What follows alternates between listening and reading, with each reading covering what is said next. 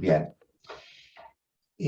Nos encontramos ahora, como les recordaba, creo que en algún mensaje de este último mes, en la página 13 de esta obra, Conversaciones con Jorge Fuckerman,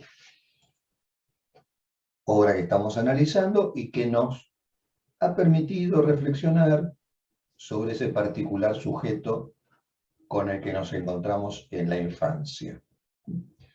En este pasaje, la doctora de Gainza le pide al doctor Fuckerman retrotraerse a ese momento en el cual había citado varias referencias sobre la música y nuestro entrevistado decía que había traído a colación esas referencias respecto a la música porque, según él consideraba, esas citas tomaban lo que constituía el primer contacto con el corte, con aquello que deja de ser continuo y pasa a ser discreto. Ustedes recordarán que en nuestras primeras reuniones nos detuvimos bastante en este pasaje, incluso tratamos de reformularlo, planteando que no hay contacto sin corte, ¿no? Si hay algo que conocemos como contacto, es posible en tanto hay un corte que lo determina, primordialmente. Y un corte que ponía en juego esa dimensión lacaniana de lo real y algo del orden de la imagen del cuerpo. Si deseáramos ser extremadamente concisos, y de hecho lo hemos sido, diríamos que allí Fuckerman, de manera elíptica, se estaba refiriendo a la función de la voz y de la mirada. Y nosotros agregamos voz y mirada de un deseo no anónimo, dimensiones desde las cuales se transmite el lenguaje para la constitución de este cuerpo, que es el único que conocemos, y que como tal no es un cuerpo natural. Cuando la doctora de Gainza vuelve sobre este comentario de Fuckerman relativo a la articulación entre lo real e imaginario, la respuesta del doctor Fuckerman esta vez le da cierto énfasis a la dimensión de la voz. Les recuerdo que él había dicho las imbricaciones entre lo real representado por un número que cuenta y lo imaginario corporal, o los comienzos de lo imaginario corporal, están vinculados a la puesta en juego de una cadencia, un ritmo, una melodía de las palabras que a veces y en parte podemos captar. Y luego habrán notado ustedes, si tuvieron la oportunidad de visitar este pasaje de la página 13, que en un estilo muy propio de nuestro entrevistado somos transportados nuevamente a la literatura. Y ahí, en una primera referencia a Pascal Quignard, en la obra El odio a la música, hay una indicación respecto a la música en el campo de concentración. Dicho sea de paso, la música fue el único arte funcional al régimen nazi. Y también hay una referencia allí al escritor argentino Héctor Bianciotti, un escritor, si no recuerdo mal, de origen cordobés, que en realidad muy tempranamente emigró a Francia, y creo que ha sido el único argentino que formó parte en su momento de la Academia Francesa de Letras, ¿no? Como una institución muy prestigiosa en Francia. Y Fuckerman ahí cita un texto de Bianciotti llamado Lo que la noche cuenta al día. Bien. En estos meses que nos hemos encontrado nosotros, hemos escuchado interesantísimos comentarios clínicos de ustedes, relativos a la infancia. Y particularmente, en esos comentarios de ustedes, Hubo muchas referencias al cuerpo en la dimensión de la infancia. Yo quisiera sostener ahora ese énfasis respecto a la temática de la voz y la implicancia que podemos examinar entre lo imaginario corporal y esa puesta en juego de una cadencia, un ritmo, una melodía de las palabras, sobre las cuales Fukkelman nos señala que a veces y en parte podemos captar en nuestros encuentros con la infancia. Y voy a hacerme eco también de ese transporte a lo literario para enfocarnos en esta temática de la voz. Pero para ir hacia otro autor, o sea, ni a Pascal Quignard ni a Bianciotti. Voy a ir a un autor que ha sido objeto de estudio por parte del psicoanálisis y que es James Joyce, este escritor irlandés. Particularmente en un relato de Joyce llamado Los Muertos, que forma parte de una colección de cuentos que se editaron bajo el nombre de Dubliners, ¿no? Dublinenses, o la gente, el gentilicio de la gente que vive en Dublín. Y en función de ese cuento, Los Muertos, me interesaba hacerles ver, en especial, una escena de la película que se basó en ese cuento. Una película de 1987, que aquí en Argentina se llamó Desde ahora y para siempre. Mucho menos interesante ese título que el título original, que fue The Dead, Los Muertos. Y en la trama de este cuento, el día de la Epifanía, que es el 6 de enero, saben que hay 3 momentos de Epifanía en el cristianismo. La primera Epifanía son los Reyes Magos. Los Reyes Magos que llegan a Belén y ahí se genera esa Epifanía donde están en presencia de el niño Jesús, que recién nació. La segunda Epifanía es el bautismo de Jesús, que lleva a cabo San Juan Bautista, y la tercera Epifanía es el primer milagro de Jesús, que figura en la Biblia, que es cuando, siendo joven aún, va a un casamiento con su madre, se acaba el vino, entonces él ahí produce el primer milagro, es convertir el agua en vino. Esas son las 3 Epifanías. Bueno, este cuento se basa en una noche de la Epifanía, 6 de enero de 1904, en Dublín, y ahí las señoritas Morkan, ¿no? Celebran una cena, como cada año, en su casa de Dublín, a la que acuden parte de la familia y otros personajes de la ciudad.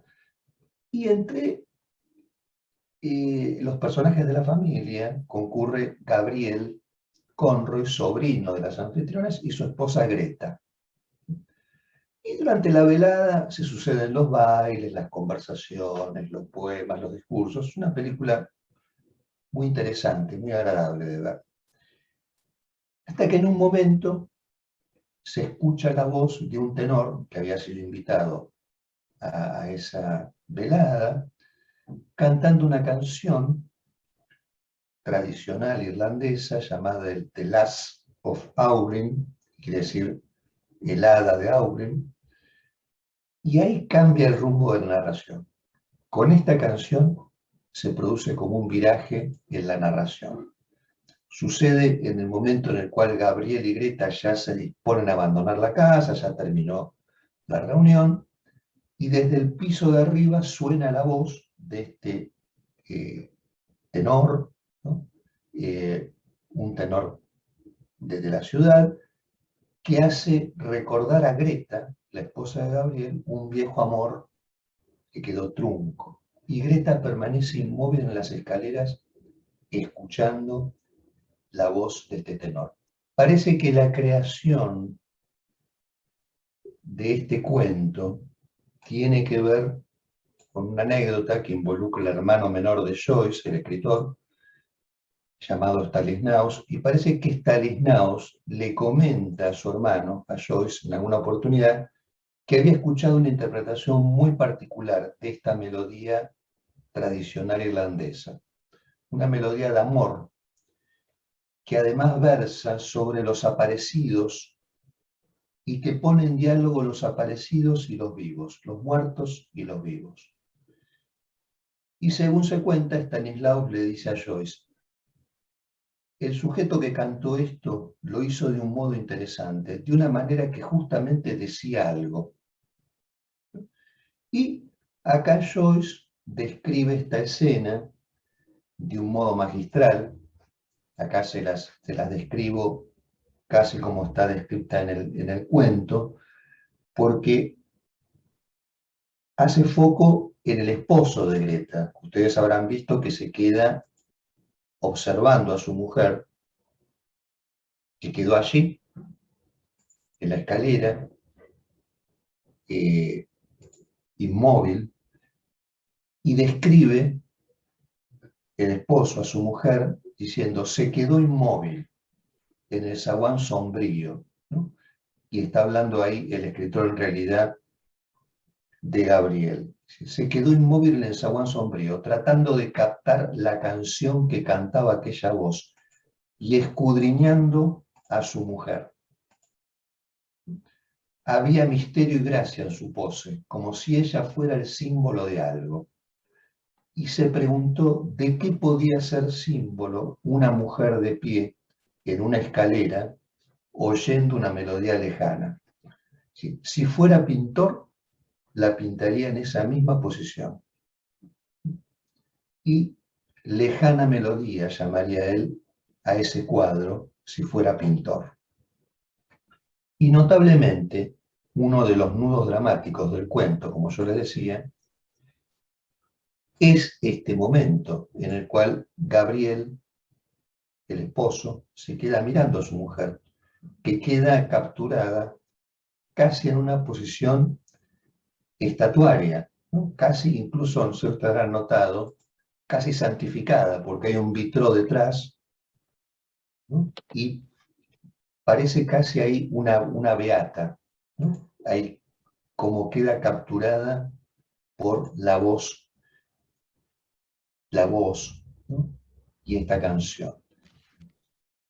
Y bueno, Gabriel queda ahí sorprendido, ¿no? Curioso, asombrado, mirando a su mujer. ¿Y qué efecto produce sobre él esto? ¿Qué simboliza esto? La percibe a su mujer en lo alto de la escalera. El protagonista la describe a su mujer en términos vagamente realistas y al mismo tiempo se pregunta, ¿qué simboliza eso? Y una posible respuesta de lo que eso simboliza es una cierta escucha, entre otras cosas. Traigo a colación este momento de los muertos porque así como Foucault señalaba que nosotros en algún momento podemos captar algo de esa melodía, de ese ritmo, de esa cadencia que forma parte de la singularidad de quienes recibimos, que se puede manifestar en el hablar o en el juego, nos permite también pensar que la interpretación debe tener en cuenta siempre eso que se dice, pero no solo lo que se dice, sino ese ritmo, esa cadencia, esa melodía que va consonando en lo que se dice, porque lo que consuena allí es del inconsciente. Repito, la interpretación debe tener en cuenta siempre eso, que en lo que se dice, que hay allí de una cadencia, un ritmo, una melodía, de las palabras que a veces o en parte podemos captar. Porque ahí está consonando algo que atañe al inconsciente. ¿Qué consuena? Justamente esta soldadura que enlaza la imagen del cuerpo con los ritmos, las cadencias y las melodías. Podríamos decir que se trata de una música que se hace a imagen y de una imagen que se musicaliza. Fíjense cuánto tiene que ver con esta escena que nosotros veíamos, ¿no? Como se tratara efectivamente de una música que se hace imagen, ¿no?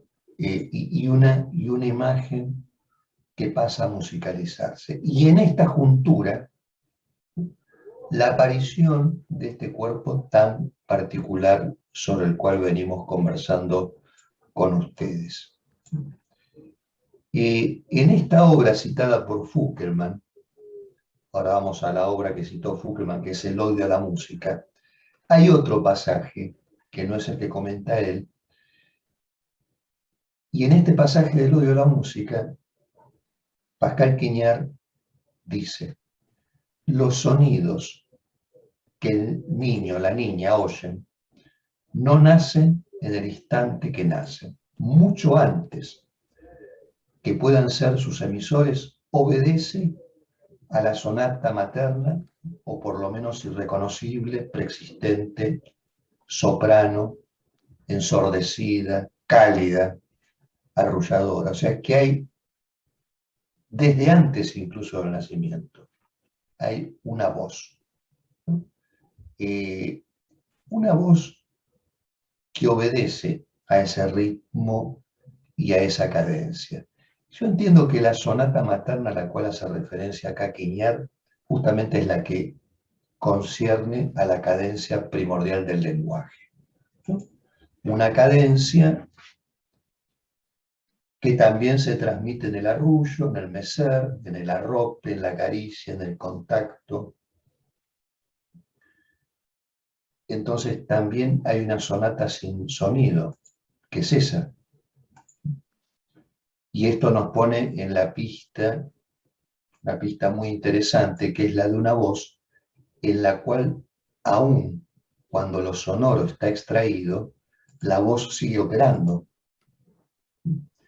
como si hubiera una esquicia, y de hecho la hay, una esquicia existente entre la voz y el sonido, así como hay una esquicia entre el ojo y la mirada. Esta esquicia entre la voz y el sonido forma parte estrictamente de lo dicho.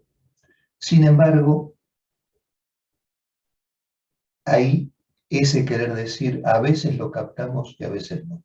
Y está vinculado justamente a esto que estamos comentando, a esos ritmos, a esas cadencias. Parece tratarse de un querer decir, no solamente de lo dicho, sino de un querer decirse en la cadencia del lenguaje. Por eso, Greta, en la escalera, en lo alto de la escalera, capturada por esta melodía, ahí podríamos decir que está cautivada por un querer decir en esa canción, que luego va a derivar más tarde, en unas secuencias posteriores de este cuento, en una revelación que hace Greta justamente sobre un amor de la adolescencia que esa canción le trae, ¿no? Como un recuerdo, como una presencia, diríamos ahí, ¿no? Se parece más a una presencia que a un recuerdo.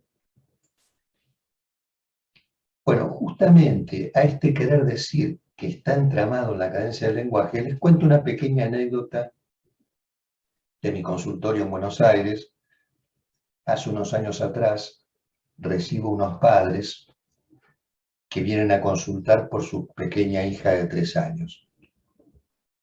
Acá nuestra compañera Gladys se va a sentir aludida, porque cuando los saludo a los papás, llegan al consultorio, solos por supuesto, primera entrevista, comenzamos a hablar y noto en ellos una tonada extranjera que me resulta conocida.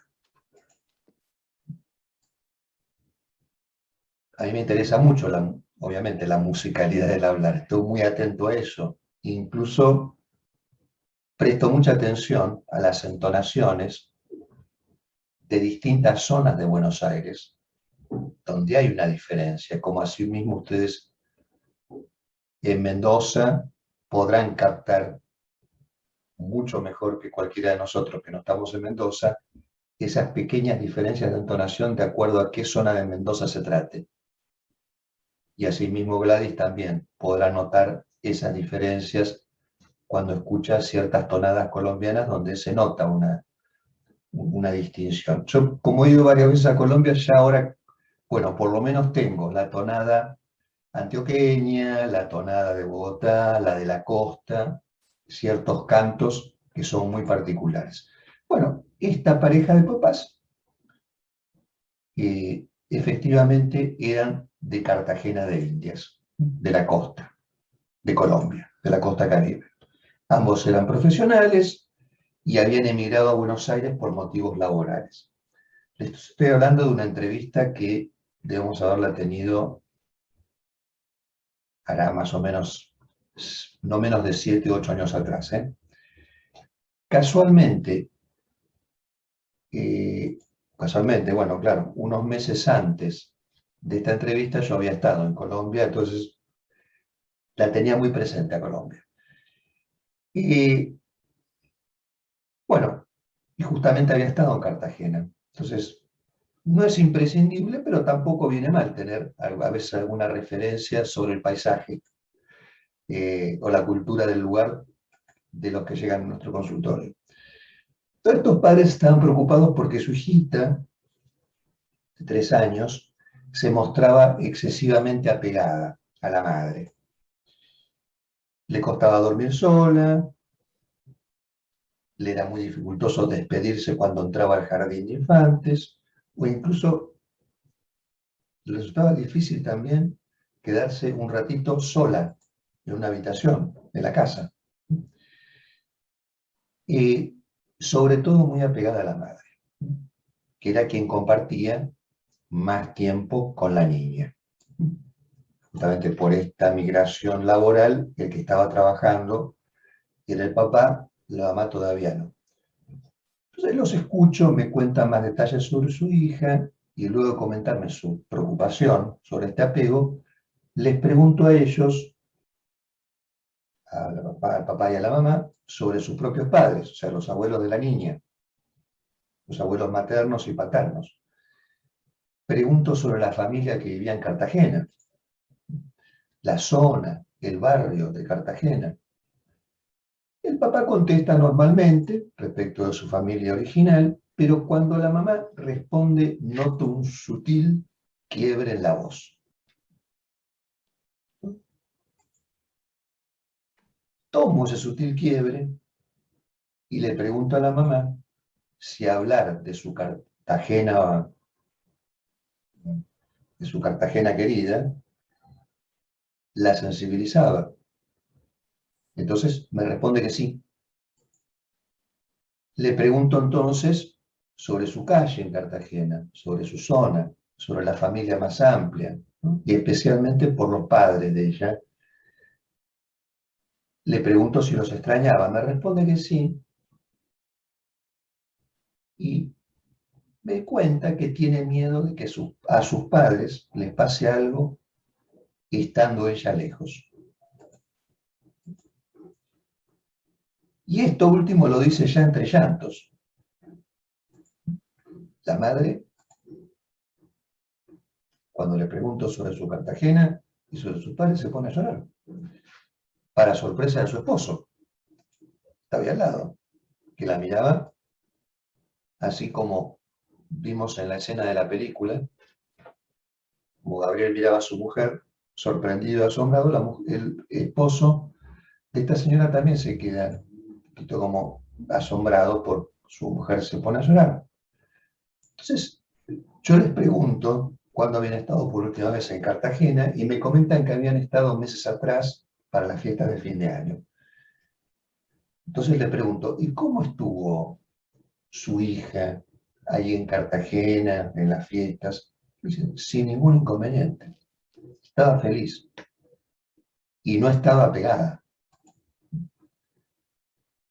Entonces me dirijo especialmente a la madre en ese momento y le digo, mire, en nuestra primera entrevista, yo por supuesto los estoy conociendo, pero no suelo comentar mucho en la primera entrevista ni opinar, pero tengo la sensación de que con la imagen de su cuerpecito, su hija está poniendo en escena algo que es tomarla de la mano usted y sin decirle con palabras, transmitirle ella, su hija, a usted: no te preocupes, mamá, no estés triste, estoy acá para cuidarte, no te voy a dejar sola, te voy a cuidar, voy a estar contigo siempre.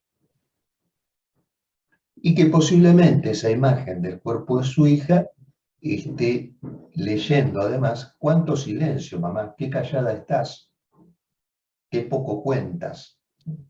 Porque, sin duda alguna, para usted, le dije a la mamá, hablar en este momento, aquí en Buenos Aires, de lo más propio, que es Cartagena, su Cartagena natal, que es lo más propio en este momento y lo más perdido, estando lejos, debe ser muy difícil para usted. Y digo, otro cantar hubiera sido si usted estuviera allí, en su propio terruño. Seguramente usted hablaría con su hija sobre Cartagena, sobre su barrio, su calle, su familia, menos afectada. Y el silencio también habla, y en ocasiones con voz atronadora, como en este caso. Bueno, hasta aquí la anécdota del consultorio. No esperamos que los hijos o las hijas rescaten a los papás, ¿no? Ni que los ayuden con sus problemas de grandes. No es eso lo que esperamos en la infancia, y en realidad muchas veces ocurre que los niños y las niñas salen al rescate de los papás y los mamás que lo demandan sin saberlo, que demandan ese rescate sin reconocer que hay una problemática propia puesta en juego. Pero resulta que la imagen del cuerpo infantil responde a la demanda de los padres. E incluso responde a aquellas demandas que los padres hacen sin advertir que están demandando, como era el caso de estos papás, emigrados, sobre todo de la mamá. Y lo que les quería subrayar con esta pequeña anécdota de consultorio es cómo puede aparecer de manera sutil esa dimensión del querer decir, que considero muy importante resguardar en nuestra labor. Parece algo sin mayor relevancia, pero escuchar la tonalidad, la musicalidad del hablar, esos pliegues que la voz a veces puede manifestar, tiene su importancia y está en la pista de lo que aquí, tanto la doctora de Gainza como el doctor Fuckerman, nos permiten reflexionar respecto a justamente cómo esas cadencias, esas melodías, esa musicalidad remiten a esta soldadura primordial entre la imagen del cuerpo y una mirada y una voz que operan allí. ¿Sí? Bueno, hasta aquí lo que quería comentarles sobre este pasaje de conversaciones. Si les parece, abrimos los micrófonos y nos entregamos a lo que ustedes quieran comentar, transmitir. Quizás apuntaron algo allí que las veo escribiendo y quieren compartirlo para después hacer un break.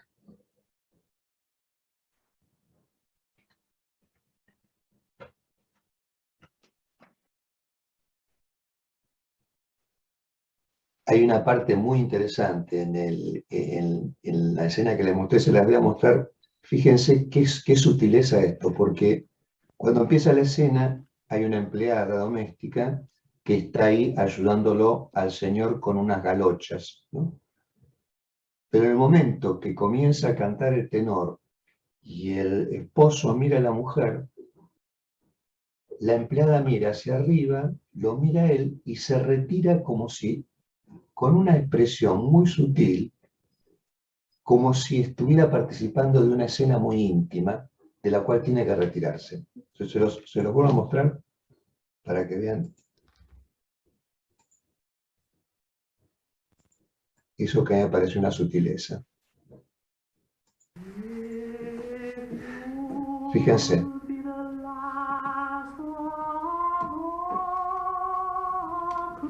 la empleada mira hacia arriba, lo mira a él y se retira, ¿no? Como con una expresión como de cierto pudor, ¿no?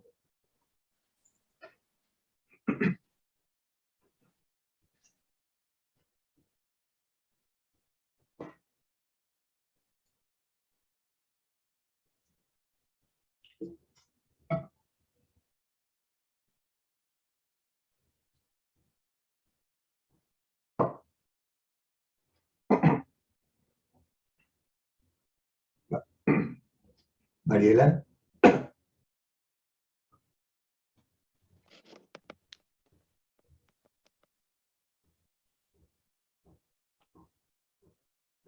Daniela quería comentar algo. No, no, no. Ah. Estaba tratando de, bueno, de ver el chat. No, me he quedado pensando que en la clínica, en el consultorio, esto se observa. De hecho, ahí con Regina estábamos comentando en el chat de, bueno, algunas entrevistas que hemos tenido esta semana, luego de conocer a algunos chicos que hacemos sesiones de psicomotricidad grupal, y cómo en esas entrevistas, escuchando, ¿no?, a la familia, bueno, podemos ver esto, que los chicos están puestos haciendo síntomas, digamos, de cosas no resueltas de la familia, o de la madre o del padre, y simplemente en la escucha uno lo puede, si se dispone esto que estamos también aprendiendo acá en estos encuentros, es si uno realmente se dispone a escuchar, digo, es el camino para acompañar los síntomas que ponen los chicos, ¿no? Es visible eso en lo clínico, ¿no? Ajá. Sí, efectivamente. Justamente con Dani, este jueves recibimos a una familia donde nos comentaban que, bueno, como que el motivo de consulta para el grupo de psicomotricidad era que su hijo le daba mucho miedo quedarse solo en todos los lugares, sobre todo de la casa, que ya no pasaba en la escuela y tampoco pasó bueno, en el grupo de psicomotricidad. Entonces, la mamá permanentemente nos contaba que, bueno, que el marido de ella viaja mucho. Entonces, bueno, que cuando viaja, duerme con sus 3 hijos en su cama. Y que para ir a trabajar, cuando no está el marido, se los lleva a sus hijos al trabajo. Bueno, como permanentemente ella demandando a los niños su dificultad para quedarse sola ella. Por eso, bueno, resonó mucho esto, Miguel, que decía. Qué Claro, Reggie, interesante. era impactante escuchar el relato y bueno, y la verdad es que otra de las cosas que decía la madre es que cuando iban hacia el jardín, el niño dentro del auto tiene que abrir un poco la ventana, o sea, como si le diera temor el encierro. Bueno, y esto de no quedarse solo en el auto también, era como lo que manifestaba la mamá. Pero claro, después escuchando a la familia podíamos nosotras hacer como un análisis, ¿no? Porque el niño realmente en las sesiones grupales no había manifestado esto. Entonces, bueno, nos habíamos quedado pensando, ¿no? Sí, sí.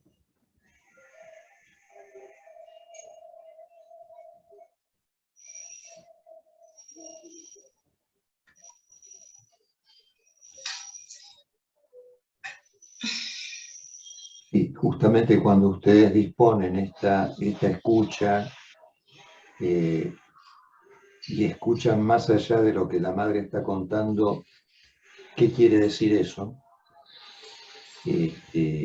Me parece que hay ahí se abre la posibilidad de pensar, bueno, el querer decir involucra a otro, en el cual ese querer decir se inscribe. Y en este caso, ustedes ahí se ofrecen en ese lugar de inscripción, de lo que el otro está diciendo sin saber lo que dice. Sí.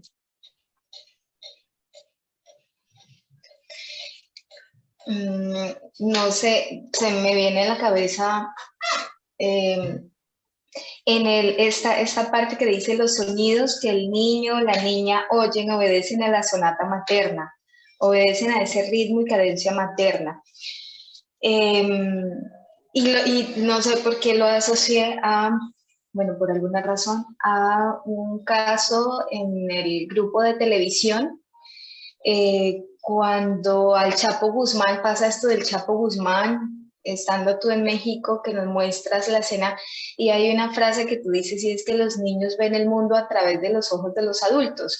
Entonces, en los videos se veían los adultos muy azarados porque había muertos, había violencia, ¿no?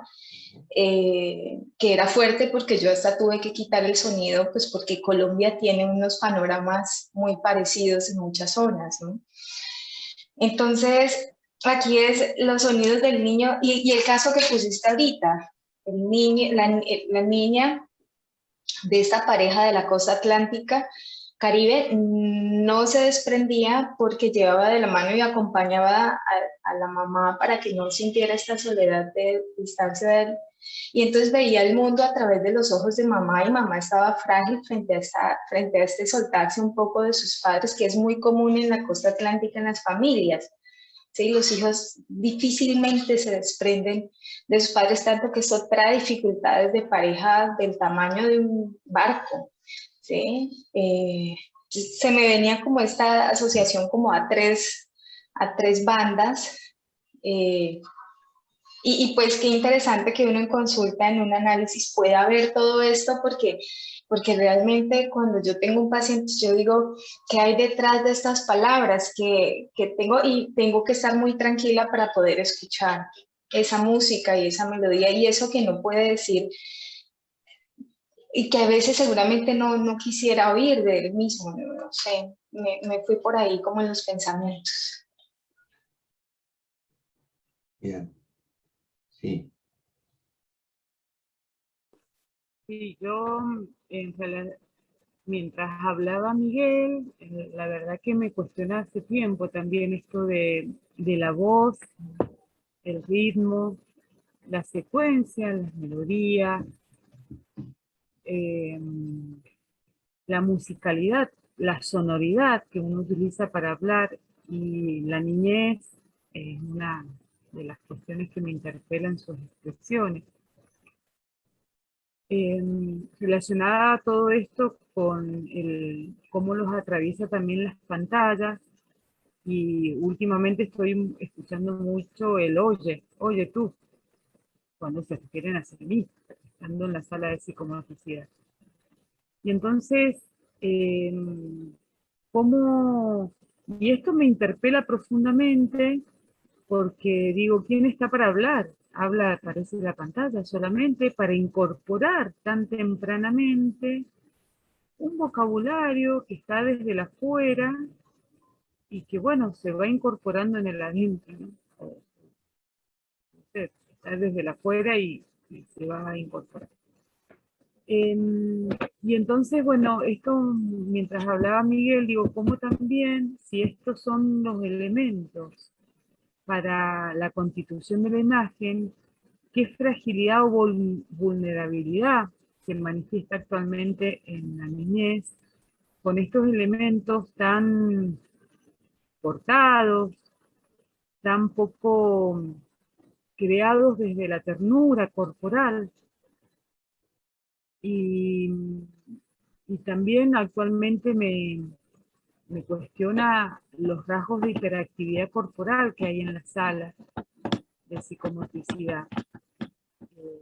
Digo, como un elemento articulador que también forma parte de esta constitución tónico-emocional que tiene la niñez en sus expresiones.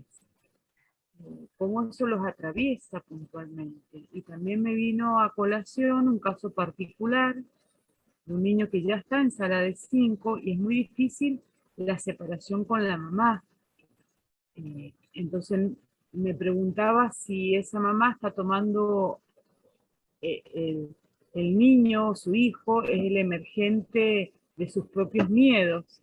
Entonces digo, que atraviesa también en esta distancia, qué miedo tiene la madre que al ver que al observar esa distancia, ante cualquier excusa, estamos en septiembre, la presencialidad en esta escuela empezó desde abril, que ante cualquier excusa, ahí nomás se lo lleva a su casa. Por ejemplo, el niño dice, ay, me faltó, vuelven a la casa inmediatamente. Es un caso muy particular. Entonces digo, no sé si en ese caso es tomado también como objeto el niño, y no en esta instancia de sujeto, ¿no? O llora por algo, y ahí nomás, no, bueno, y se van, ¿no? Es una cosa compleja que nos venimos cuestionando con un grupo de docentes en la escuela. Así que bueno, la verdad que es reflexivo lo que hemos escuchado hoy, y me llamó la atención también la película, la escena tan larga, en contraposición con las películas actuales, donde hasta la emoción es fugaz, rápida y superflua, ¿no? Esa quietud de mirada estática, continua, también me llamó la atención.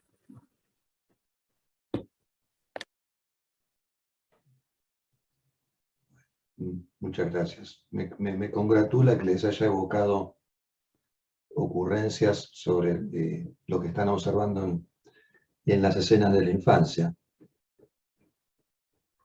Perdón, también incluso no solo desde lo que observo, sino desde lo que todavía no observo, porque yo estoy estudiando lengua de señas y me quedo pensando en esto que decías de la voz y la mirada, y desde cómo, aun cuando lo sonoro está extraído, sigue operando, y cómo esta constitución del cuerpo, y creo que un poco en algún momento te lo preguntaba, Miguel, Sí. Bueno, estas preguntas que me hacía, ¿no? De la voz, la mirada, del tono, y de cómo funciona, cómo opera esto cuando estamos hablando de familias dentro de la comunidad sorda, ¿no?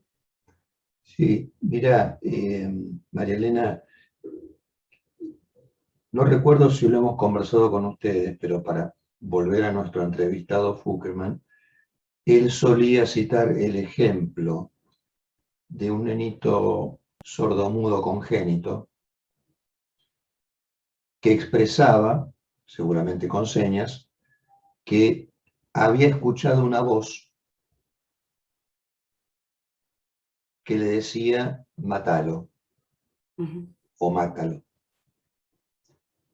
Con lo cual él comentaba ese paradigma como lo que venía a ilustrar una voz que incluso en el sordomudo está perdida, y como está perdida puede positivizarse y alucinarse. Con lo cual esa voz, justamente para el sordomudo congénito, tenemos que pensar que está operando con sus cortes, sus silencios, sus ritmos, allí, en esa soldadura con la imagen del cuerpo. E incluso, bueno, y ahí te diría, muy interesante lo que decís de las señas, porque las señas permiten el lapsus o el chiste, ¿Sí? algo de orden metafórico. No tanto cuando se los fuerza a estos nenitos, de alguna manera, a hablar, ¿no? Como replicando, como haciendo una imitación, ¿no? Ahí es más difícil que se produzca esta operación del lenguaje, pero en la seña sí, está claramente el lapsus, el acto fallido. Sí, sí. Bueno, ahí tenemos el ejemplo, me parece que en estos casos, donde esa voz está operando. Se trata de una voz en la cual, extraído lo sonoro, de todas maneras, es una voz que opera. Así como creo que comentamos también en algún momento, como un ciego congénito no deja de tener una relación con el espejo y con la imagen en el espejo, con una mirada, y ahí también Fukelman citaba como ejemplo que si a este nenito que es ciego congénito, por si acaso se lo reta, se lo reprende, baja la mirada. Lo cual nos llama la atención, pero nos pone en la pista de que efectivamente también hay la imagen en el espejo está operando, aún con la ceguera congénita. Sí. Porque Lo que pasa es que, sí. que es inconsciente, digo, lenguaje en tanto lenguaje, inconsciente como lenguaje, digamos, es lenguaje en tanto cadena de significantes. Sí, sí. Y esto de la voz también es en tanto el gran otro que precede, digamos, y que barra. Entonces, digo, me parece que es verdad que hay que pensar, digamos, en esto cuando no hay mirada verdadera, o sea, en el cuerpo, o cuando no hay voz, pero me parece que las formaciones inconscientes o la constitución subjetiva igual sucede, ¿no? Porque digo, hay una voz igual que precede a este sujeto que se escucha de alguna forma, ¿no? Sí. Mi sensación es eso, no sé, no he atendido nunca de verdad a un paciente así, Mari, pero me imagino que hay un gran otro que Sí. envuelve en alguna voz, o no, digo. Estaba pensando Puede ahora haber que, algún...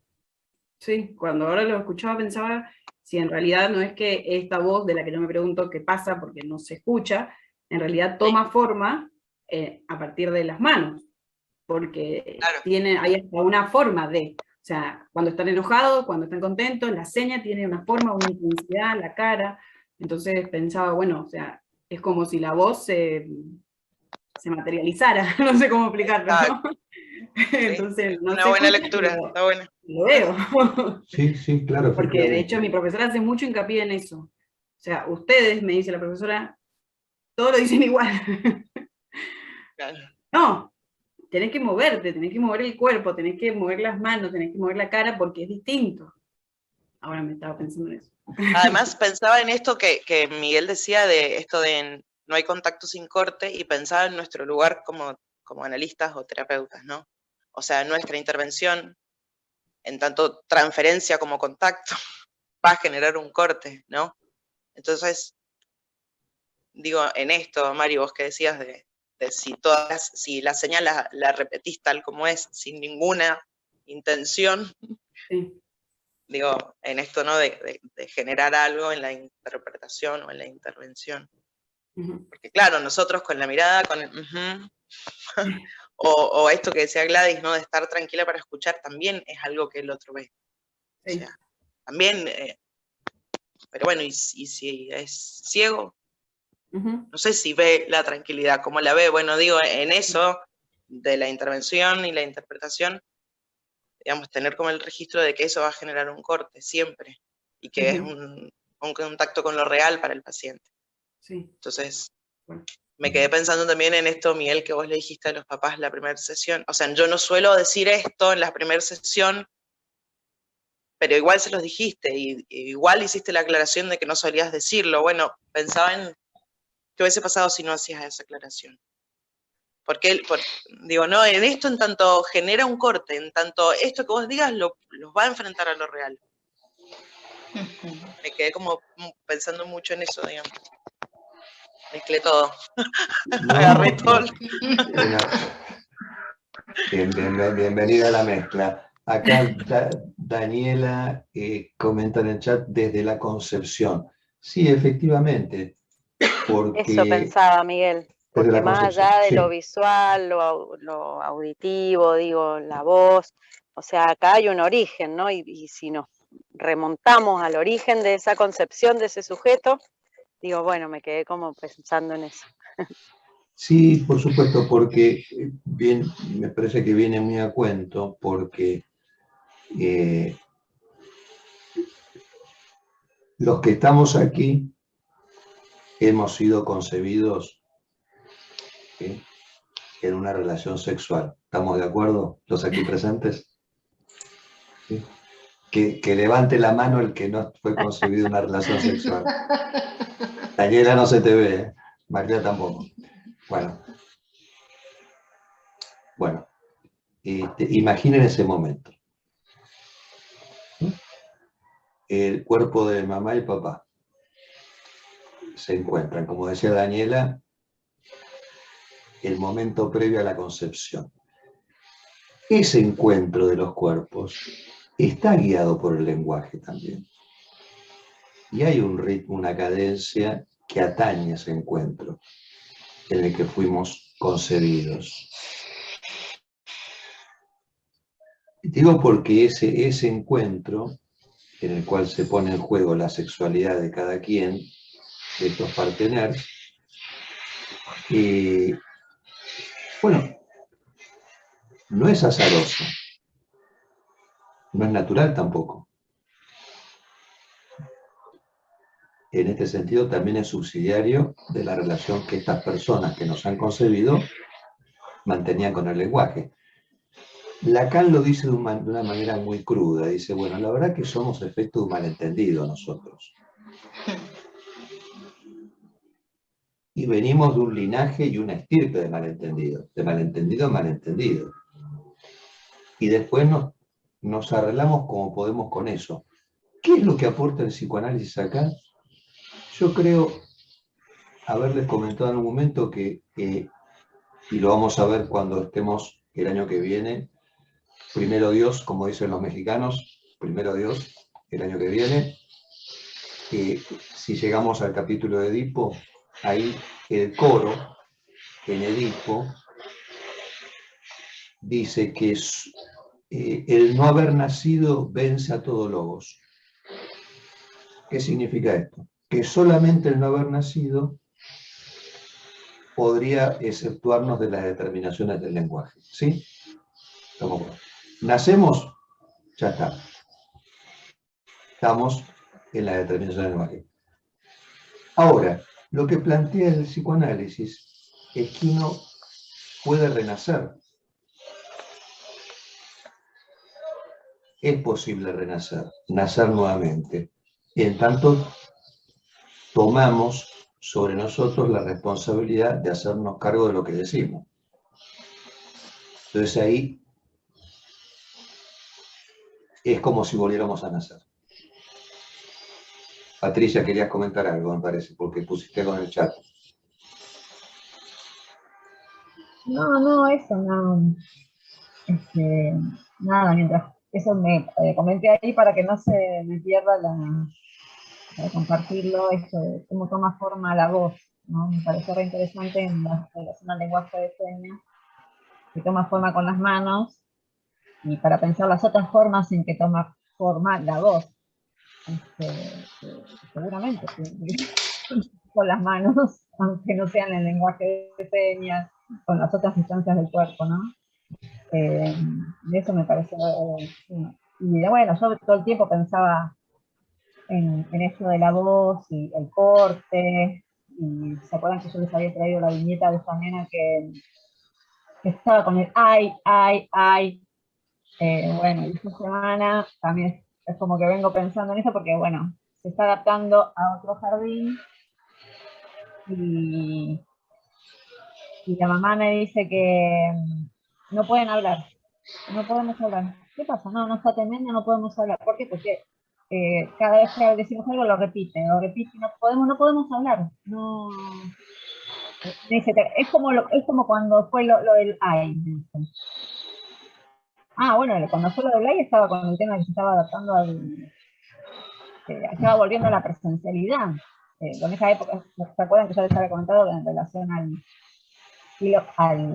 ella estaba con ay, como todo el tiempo no podía salir de ahí, bueno, y después con una escena así de fuego, hablando con este chat, bueno, ella pudo dramatizar esto, y ahí se produjo el corte, y dijo perdón, se pudieron encontrar, bueno, y nada, estaba cuando hablaba antes Miguel, pensando en esto también lo que está haciendo ahora la nena es taparse los oídos para escucharse ella, que mientras habla ella, que ella no lo hacía, digamos, ella se tapa los oídos, pero con su voz, para escucharse a ella mientras habla, más que, cuando la vi el otro día, más que cuando yo hablaba, se tapaba cuando ella hablaba. Y bueno, me quedaba eso como distinto en relación a esta situación en donde está y donde necesita todo el tiempo replicar, identificar, digamos, en esa ecolalia, como modo de escucharse, tapándose los oídos para no perderse en esas voces de los otros, ¿no?